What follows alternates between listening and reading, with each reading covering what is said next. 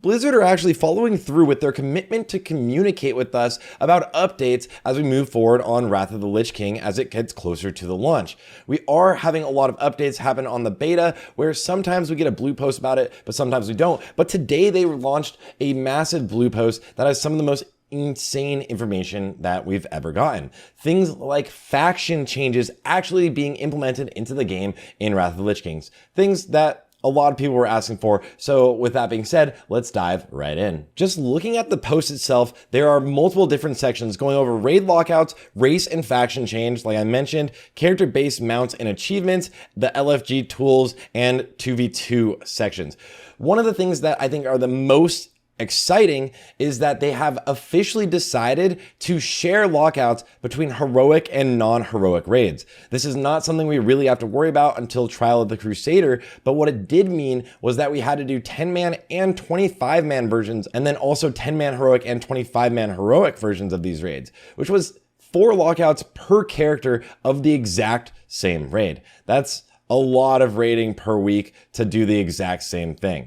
And it's just kind of not that fun. Well, what they decided to announce is that officially 10 and 25 man raids will have their own unique lockouts. This is something that we absolutely expected, but it wasn't the case on the beta. And they actually said that this was a bug on the beta and it was unintended. It will be fixed before they launch. So you're still gonna be able to run your 25 man raids with your guild and then 10 man raids potentially with your guild at first, but realistically, you're probably gonna pug your 10-man raids moving forward. They're very easy and you can put together the raid groups quite quickly if you have a populated server, which as of tomorrow, a lot of servers are getting merged. So hopefully we will see most servers being in a healthy position for this. Now, one thing that's very important to touch on is that the heroic versions of items like trinkets are gonna be unique equipped. This means you can no longer have 2 versions of a trinket, say heroic Deathbringer's Will and normal Deathbringer's Will. The heroic versions and the normal versions are gonna be the exact same.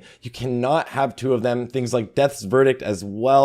This is a thing we used to do back in the day, and it's not something Blizzard ever actually intended. Moving on, Blizzard announced that we will now have race and faction changes. We already did get, just from the barbershop itself, the body type change, which is just basically the sex change from male to female characters, but now you can finally do race changes and faction changes. They did say that this might not be available on launch, but it will be available in Wrath of the Lich King. They have admitted that they think they were wrong about pretty much just saying that they shouldn't do this.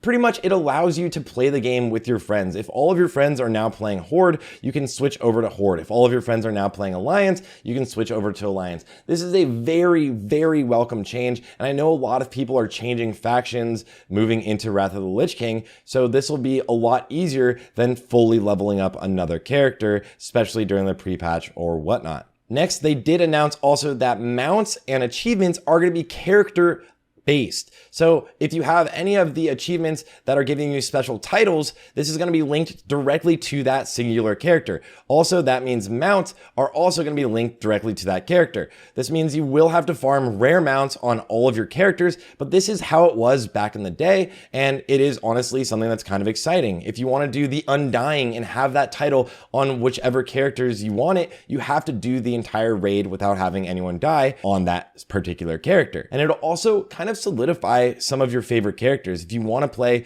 your main has some of the coolest mounts. It's not necessarily something shared between all of your characters. And it does, again, just kind of give you this uniqueness to that character itself. Next in the post, they also talk about the LFG tool. The LFG tool is currently in the game, basically the group finder, which will help you find groups for dungeons. It is pretty much the same thing as LFG Bulletin Board realistically, and it does currently have some bugs. I do personally think there's going to be some issues with it. It is what it is, and Blizzard is doubling down on that. So do not expect to have random dungeon finders. Expect for them to hopefully actually kind of fine tune the LFG tool where your listings will be easier to find. One thing you'll realize as well is that generally it's pretty hard to find healers.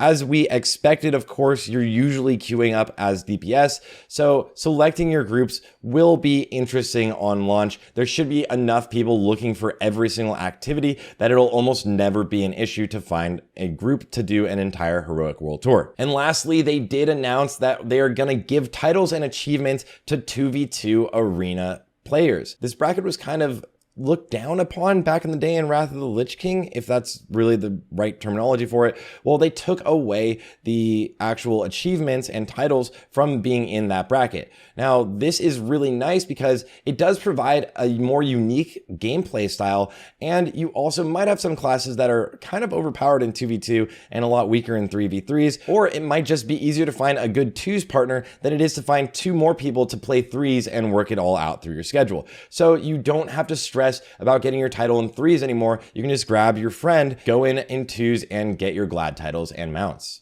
And that's everything Blizzard has announced so far for Wrath of the Lich King classes. There's a lot of really exciting things and exciting news coming out with the beta as well as with the PTR. I will have some PTR or actually pre-patched version of guides, especially for Hunter and Death Knight, because I've been asked a lot about just how people are going to play their class directly in the pre-patch, how they're going to actually go through the raids, and how to min-max to the best of their ability. So make sure to like and subscribe to the channel if you want to see that. Anyways, if you want to catch me streaming over on Twitch, of course, twitch.tv/Sarth, and shout out to Zyrene who sent me in Discord this actual blue post. I definitely would not have noticed it. So good luck, guys. Have a good one, and I'll see you all in Wrath of the Lich King.